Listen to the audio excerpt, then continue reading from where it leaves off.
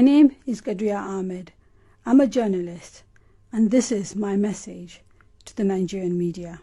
It is with a heavy heart, worry about Nigeria, and a sense of impending doom that I'm sending this message to you, my colleagues in the media. Let me begin with a question. What exactly will we gain if Nigeria descends into war? How does it advance us if our fellow citizens turn on each other and begin large-scale ethnic killings against each other? Let me even assume that a few of us don't believe in Nigeria anymore and want to see it broken into its constituent parts. How does enabling ethnic strife help achieve this objective in a way that guarantees the outcome you want? For some time now, many of us have thrown away the book on ethical reporting.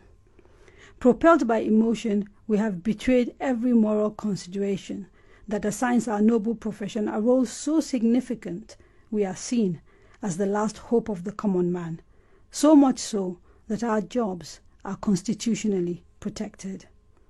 Despite numerous examples that exist, which have proved, including not too long ago in Rwanda, that the conduct of the media can help in promoting, starting, and perpetuating violence and ethnic troubles, we have turned a deaf ear to pleas to not become a tool that enables hate.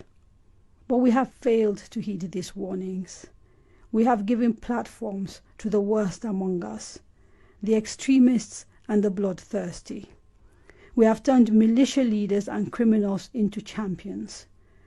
Instead of us to lead calm and rational discourse on the existential challenges we face with a view to promoting actionable solutions, we have succumbed to hysteria and the next exciting clickbait headline. And yet for many of us, especially media owners, this place called Nigeria has been relatively good. This country has given many of us more opportunity than the majority of our fellow citizens. We have reaped a bountiful harvest from this place. We have done so well that if, God forbid, this country is consumed and chaos reigns, many of us will hop on a plane and bugger off to the many different countries abroad where our families live in peace, even though they are not native to those places.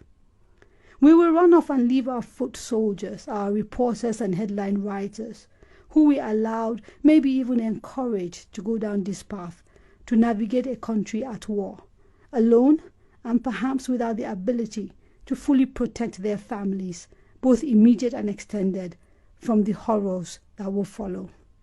And there's no doubt it will be horrific. The playbook is written and tested.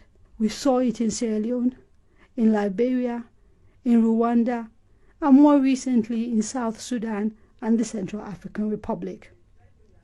There will be killings in the thousands. Limbs will be chopped off with machetes. Women and girls will be raped. Food will be scarce. Fear will reign. The most brutal among us will take charge, and their word will be law. They will not tolerate journalists who try to hold them accountable. And these horrors will not always come from the boogeyman we have been at great pains to create and project. It will come from the militia leaders fighting to take control of our neighborhoods and increasingly scarce resources. This is not a film script. This is the reality of war. Our job is to hold power accountable, and it is exactly what it should be. The focus on those in charge, especially President Muhammadu Buhari, should be relentless and loud and insistent.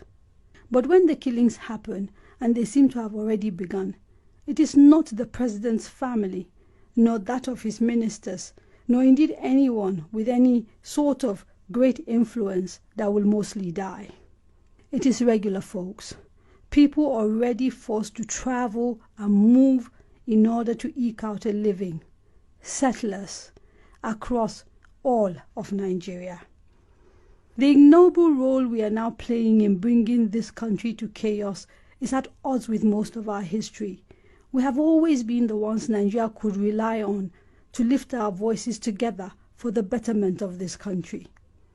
Our proud history of fighting colonialist masters carried on with the fight against military dictatorship, to standing up to civilian governments that try to perpetuate themselves in office.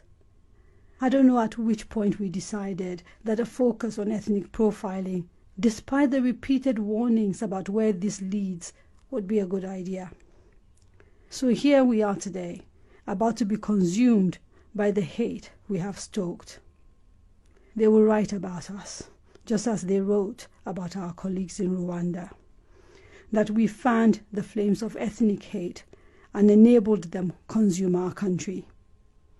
They will write about us in the first person because we live in a digital age and the internet never forgets and records last forever. They will identify us individually, and sooner or later, a few of us will end up before an international court. What we do today and what will count is whether we have the courage associated with our profession to buck the trend, jump off the bandwagon, and do what is right, instead of getting swept away by the moment, forgetting ourselves and the ethics that should guide us all. In the end, we all die.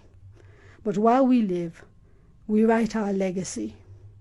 It is not too late to make it one that saved our country from the brink.